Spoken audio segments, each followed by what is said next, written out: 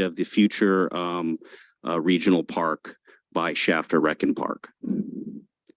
So the description of the project is that there are 32 light poles that Shafter Reckon Park would like to place into into the site.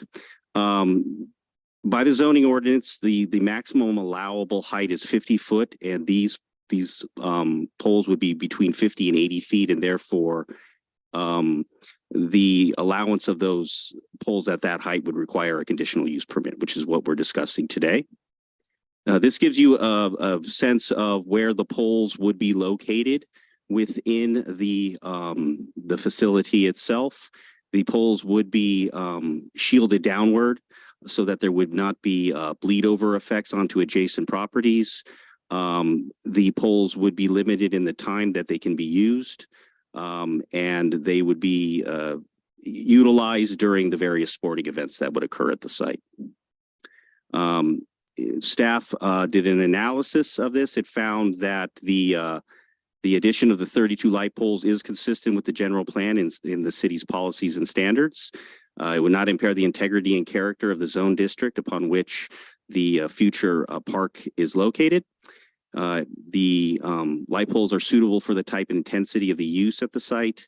There is adequate provisions for water, sanitation, public utilities, and services to service the light poles. The addition of the light poles would not be detrimental to public health, safety, or welfare, and in fact would improve safety and welfare due to having lighting available. There would not be a significant impact on the environment, namely because the light poles were already previously analyzed in the environmental document when we did the general plan amendment and zone change for the site itself. And we have attached conditions of approval to the resolution that we deemed necessary for safety and welfare.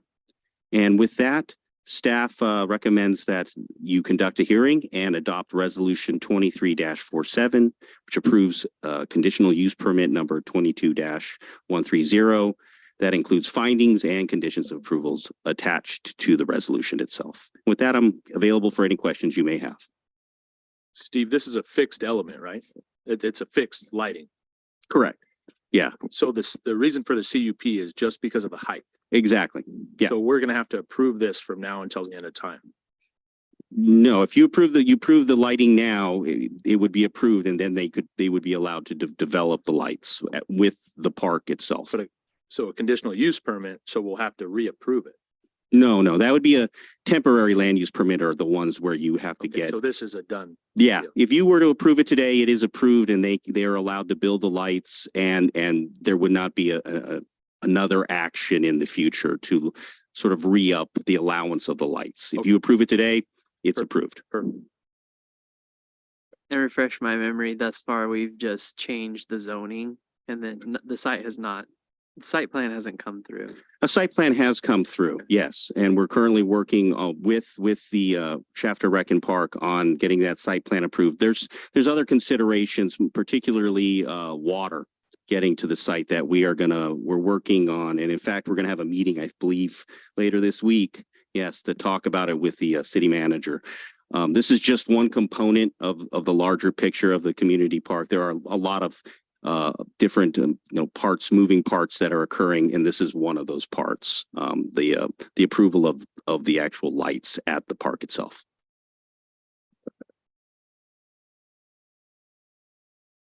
Okay, and obviously residents down Golds, nobody's had any. Yeah, we did our normal 300-foot noticing around the perimeter of the site. We noticed that in compliance with state law and requirements, and yeah, no, we didn't get any comments related to this from the individuals that we noticed in that 300-foot radius. Yeah. Or 300-foot buffer rather. Good to go. No questions. Any other questions? Representatives from the Park District, you guys have any questions or concerns as far as this item?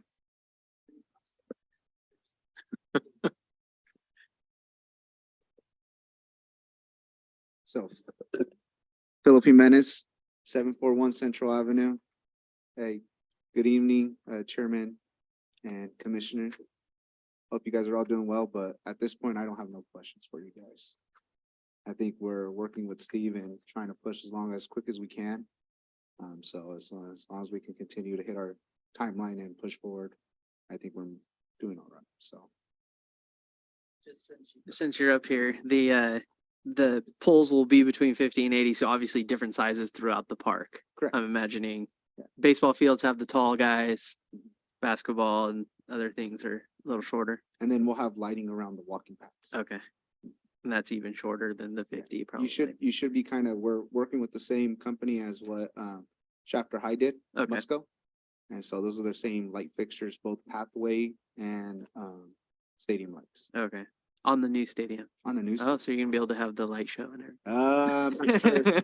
not sure if we're gonna be able to do that, but it'll be the same walking path lights and that you see at the stadium. Gotcha.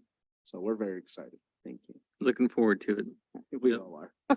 No, it's headed that way. It's good. It's getting there, so. With Wesco, you have to put in for that. It's have that light show. It's a process. So, I'm surprised that Chapter I was able to do it. That's neither here nor there. All right. Any questions? Nope.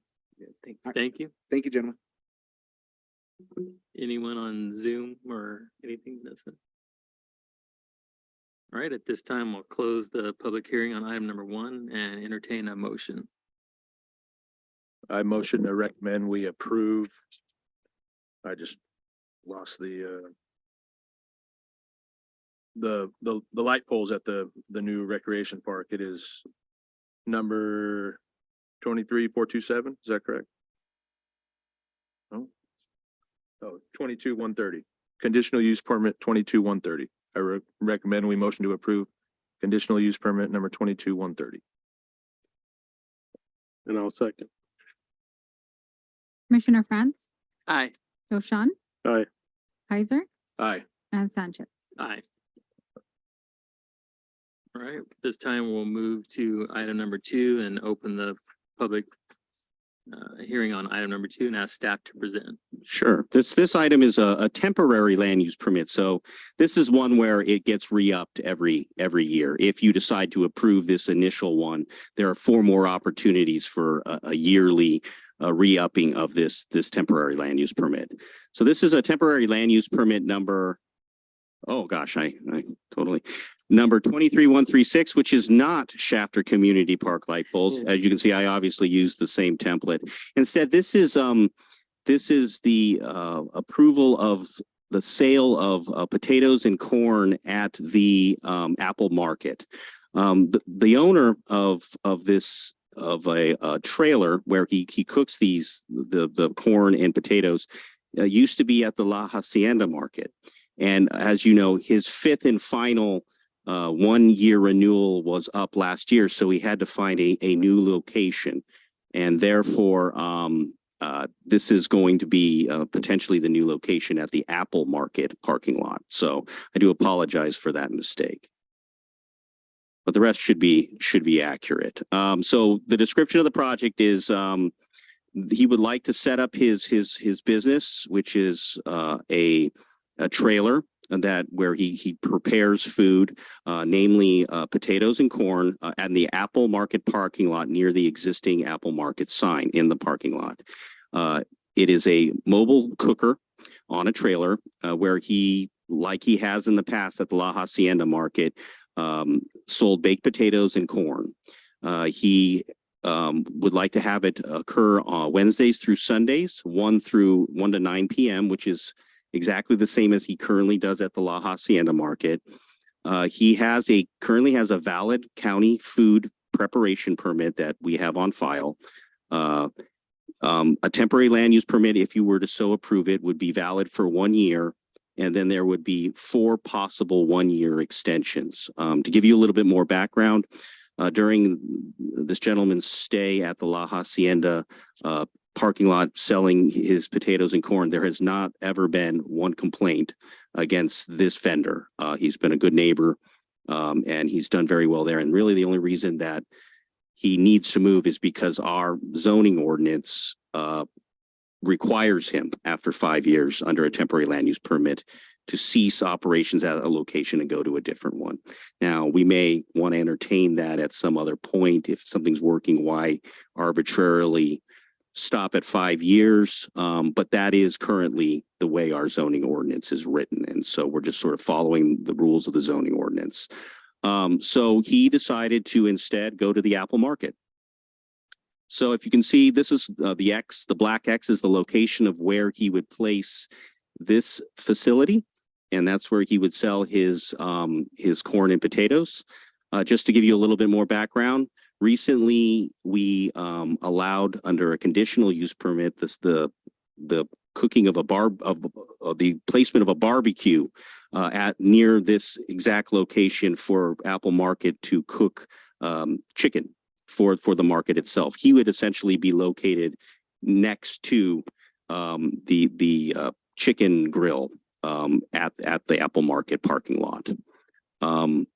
With that, staff's recommendation is to conduct hearing and to adopt resolution number 23-428, approving a temporary land use permit number 23-136 with conditions of approval, and particularly the limiting the time to 1 to 9 p.m. Wednesdays through Sundays at this location, similar to what is currently occurring at the La Hacienda parking lot. With that, I'm here to entertain any questions you may have. Would the sales from there be generated through Apple Market like the chicken, or is that all separate? No, this is his own facility. He's gotten permission. We have written permission from the Apple Market owner, says that they're okay with him, doing this in the Apple Market parking lot, but this would be his own sales. This is not associated with the Apple Market other than being in their parking lot itself. My main question was the same as Chairman Sanchez. If it's approved by Apple Market and he's following all rules and health code and everything like that. So no one has an issue with it in that vicinity. We noticed, haven't heard any concerns about it. I'd say it's actually probably less intensive than the existing chicken cooking because you've got smoke involved with barbecuing meats, whereas he's cooking corn and potatoes. It's not in it's in a cooker, not in a barbecue. So I think other than sort of the smell of corn and potatoes, which I don't find to be personally offensive smells, it would probably be a less intensive use than what is existing in nearby to what he's trying to do. And he already has some of the conditions already of approval, right? The health department permit you said he has and the business license already. Exactly. And but the reason we put those down anyway, even though he has them current, is because in a year, when I think if it's successful, he's going to kind of probably do the same process he does now. He's going to come back for another extension and those same conditions would apply. So, we'll always want to see a current and valid food permit from Kern County Health, just to make sure that he's keeping up on sanitation, and making sure that people will not be sickened by the food. Steve, is there a limit on how many extensions he can get or? There is, yes. With a temporary land use permit, he is allowed this original approval and then 4 one-year extensions. Mhm. So that's very similar to what he did with the Apple Market. He originally brought in a temporary land use permit back in 2018, and then he continued to get 1-year extensions until finally last year was his final and last extension. So now he has been compelled to move to a different location, and he could get again, if you approve initially, he gets 4 more possible extensions, of course, with individual approvals each year from this body. Again, I'm in reading this code. If someone is doing well, even if it's temporary, we may want to entertain in the future the idea of maybe allowing someone to have beyond 5 years, just continuous extensions until, say, there is either they cease to operate or there's maybe, someone decides to complain, and then we would reopen it, because you're allowed to cancel temporary land use permits under your purview as well if you feel like it's become a nuisance or it's not in the best interest of the city. And so, but I find it sort of an arbitrary 5 years. I think he may have probably stayed at the La Hacienda if he didn't have to move or was compelled to move by the zoning ordinance. But he has found I think a pretty good spot for himself. And I think he'll be just as successful there as he was at the La Hacienda market. So.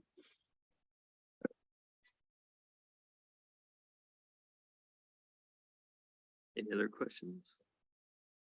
Anyone in the audience or on Zoom? As part of the motion, do we need to address any of the conditions in there, like the time or the days of operation? Okay. I mean, unless you want to, unless you disagree with a condition, you would like to revise it. Otherwise, no, I mean, you just approve the resolution and the conditions are a part of the resolution and will become valid. Okay. This time we'll close the public hearing at this time and entertain a motion for item number 2. Make a motion that we adopt resolution number 23-428, which is approving a temporary land use permit number 23-136 for baked potato and roasted corn sales in the Apple Market parking lot at 111 North Central Valley Highway in Shafter. I second the motion. Commissioner Franz, Aye. Joshon, Aye. Heiser, Aye. and Sanchez. Aye.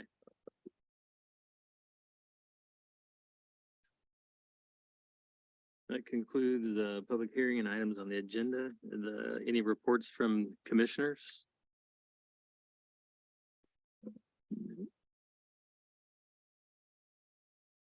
Not seeing any. Need a motion to adjourn.